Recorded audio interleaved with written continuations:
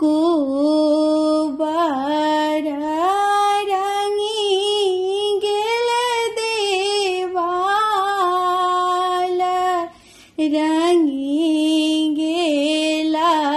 रंगी गेला चानना के बार हे कुंवर रंगी गेल देवाल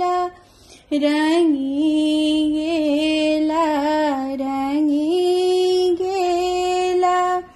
चानना के बार हे ताही कुंवर सजाला पलंगा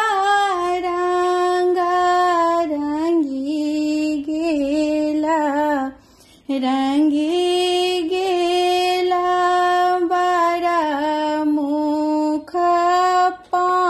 पान हे ताही कुंवर सजला पलंग रंगी गेला बड़ा मुख पान हे ताही रे कुंवर सीता नहु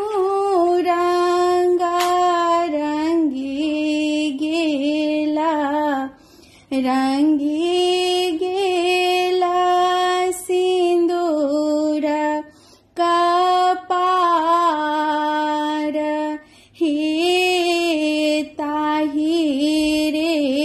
कुंवर सीता नहु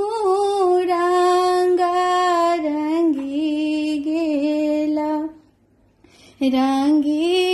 गेला सिंदूर कपार हे जुगे सब धिया पिया रंगी गेला